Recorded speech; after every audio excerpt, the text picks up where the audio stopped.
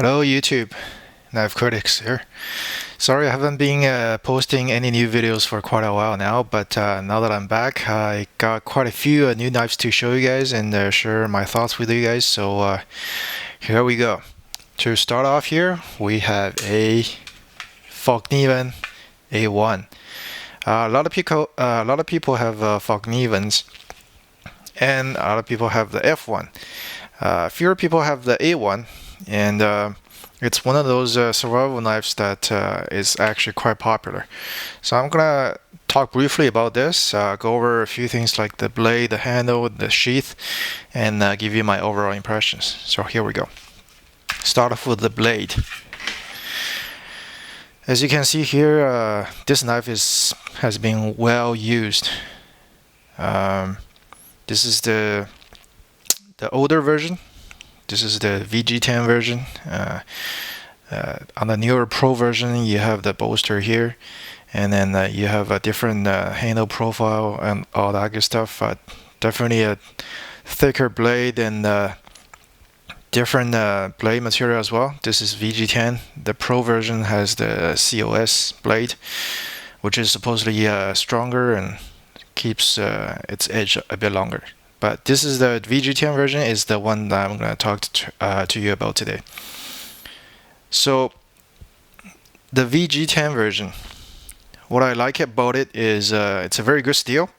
I had a F1, and similar to the F1, the A1 is awesome knife. Came from the factory, very sharp, and no gripes about it. The grip is very nice and secure. Now going back onto the blade, I like everything about the blade. It's very well designed. The clip point really makes for a very good tip when you need to do any sort of stabbing or penetration.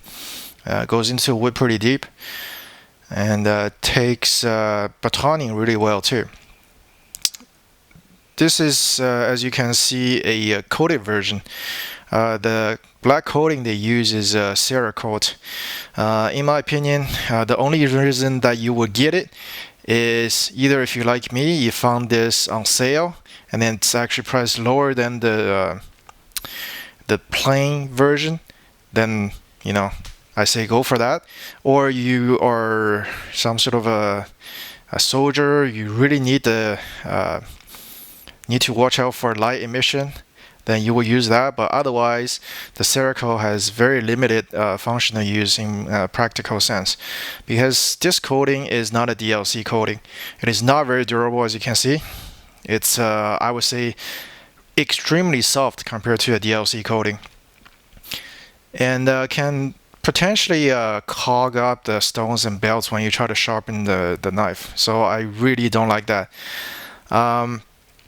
And if it's not on sale, it's actually more expensive than the plain looking one. So I will highly recommend that if you're just using this for going to the woods or as a survival knife, stay away from the coating. There are several disadvantages with the coating. One I already talked about is it can clog up the stone and the belt. And the other one is when you try to use your file steel on the spine, the coating actually gets in the way of that too. And third, when you do batoning, the coating is actually got even though they say it's made out of a ceramic and Teflon material, but it really has a rubbery feel to it. So when you baton, the coating actually increases the friction of the blade going through the wood. So that's really something you don't want. So I will highly recommend staying away from the coating, unless you have reasons that I already talked about. So the grind of the blade is saber grind. Actually, it's very shallow saber. Convex. It is a saber grind, but the convex here is actually very shallow, so it almost feels like a full flat grind up until the very edge of it. So as you sharpen it, I use a belt sander. So as you can see, when you put it on the belt sander, the ridge and the edge actually gets sharpened, whereas the flat part just kind of stays there.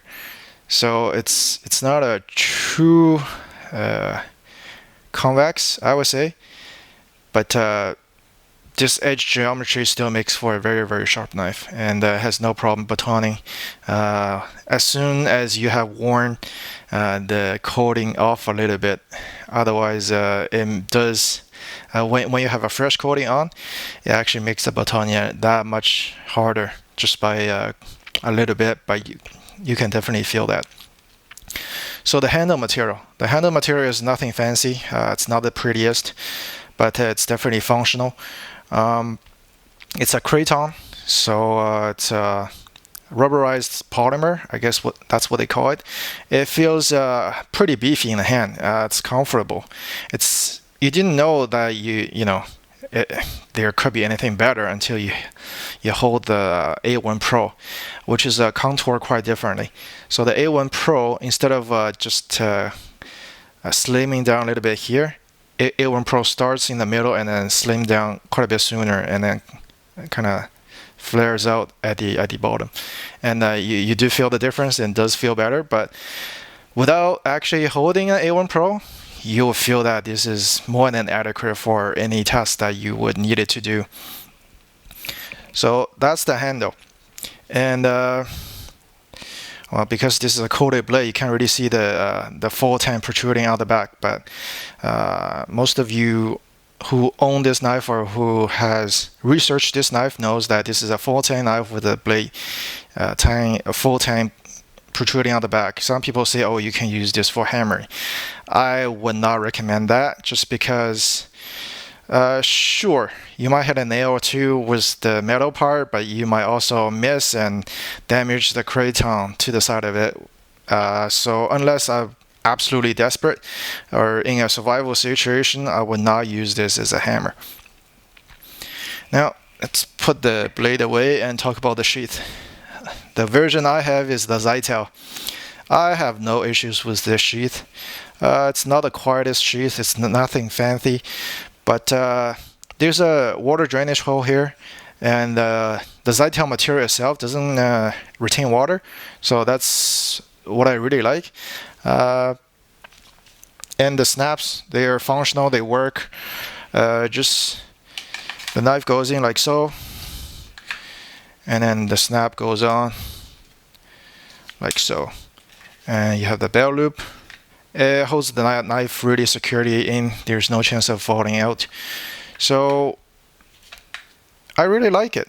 I like it actually over some of the Kydex sheaths that's on offer, just because this is very slim, and it's designed for this knife, and it's very lightweight, so I actually really like it. No complaints with the sheath at all, and I actually prefer this over the leather, even though it doesn't have the classic, leather sheath or hunter or outdoorsman, whatever you want to call it, look. I buy the knife for its function, not really for the look. So when it's functional like this, I absolutely love it. So overall impression, it's a very strong, well balanced. Show you the balancing point. It's just right at the guard, So very well balanced, and extremely sharp, and easily sharpened. So this is a perfect candidate for a survival kind of knife. Car camping or lengthy wilderness expedition with a lot of wood processing, this would be ideal. 6-inch blade length is adequate for most of that work. Some people will go longer, but I say this is more than adequate. Any longer, you're really better off taking a machete. And if you're going to jungles, then that's a different kind of application. For up here in Canada, this is really all you need. If there's only one knife you can take into the wilderness, this will be it. Okay, so thank you, and if you want to leave any comments, definitely share your thoughts about this video, and let me know what you think about your A1 or my A1 for that matter. Thanks, bye.